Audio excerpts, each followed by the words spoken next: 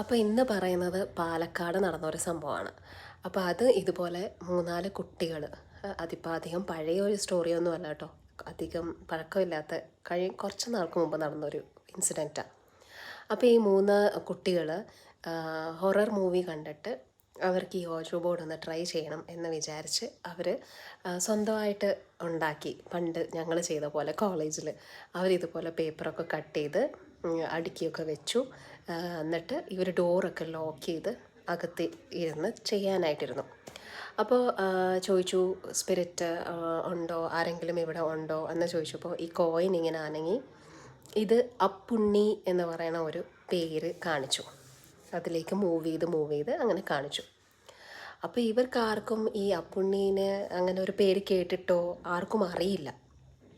അപ്പോൾ അങ്ങനെ ഇരിക്കുമ്പോൾ പെട്ടെന്ന് തന്നെ ഇവരുടെ കൂട്ടത്തിൽ ഒരു കുട്ടി പെട്ടെന്ന് താഴെ വീഴും, വല്ലാതെ വിറയ്ക്കാനും ഒക്കെ തുടങ്ങി.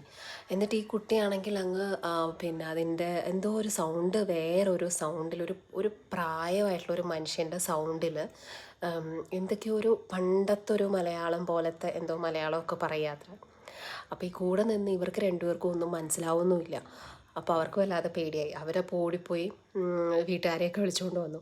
വീട്ടുകാർ വന്ന് വിളിച്ചിട്ട് അവരോടി വന്ന് സംസാരിച്ചിട്ട് ഇവർക്കും അപ്പോൾ ഇവരാണ് മനസ്സിലാക്കിയത് പണ്ടത്തെ ഒരു ഡയലക്റ്റാണത്, പണ്ടത്തെ ആളുകൾ സംസാരിച്ചിരുന്ന ഒരു രീതിയാണ് ആ സംസാരിക്കുന്നതെന്നൊക്കെ.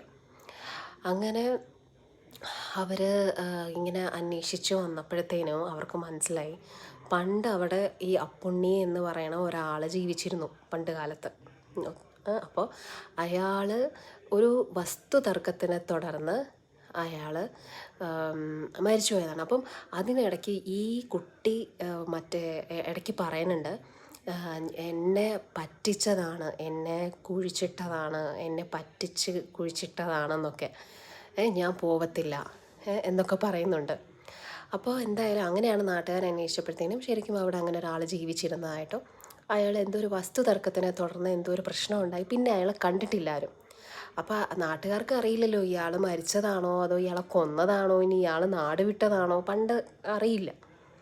അപ്പോൾ എന്തായാലും ഇങ്ങനെ ഈ കുട്ടി പറഞ്ഞപ്പോൾ അവർക്ക് മനസ്സിലായി അവിടെ കുഴിച്ചിട്ടതാണെന്ന്. അപ്പോൾ അവിടെ ഒരു ഗ്രേവ് യാർഡുണ്ട്, അവിടെ അങ്ങനെ ഒരു ശ്മശാനം പോലെ ഇങ്ങനെ എല്ലാവരെയും കുഴിച്ചിടുന്നൊരു സ്ഥലവുമുണ്ട്. എന്നിട്ട് പിന്നെ ഈ ഒരു കർമ്മി വന്ന് ഈ എന്തൊക്കെയോ പൂജകളോ എന്തൊക്കെയോ ചെയ്തിട്ട് ഒരു 3 ദിവസം അടുപ്പിച്ച് ചെയ്തിട്ടാണ് ഈ കുട്ടിക്ക് ഇതിൽ നിന്നൊരു മോചനം ഉണ്ടായത്. അപ്പോൾ അതോടുകൂടി ഈ അപ്പുണ്ണി എന്ന് പറഞ്ഞ പേര് തന്നെ അവിടുത്തെ നാട്ടുകാർക്ക് പേടിയായി. അപ്പോൾ ഇതൊന്നും ട്രൈ ചെയ്യാതിരിക്കുക.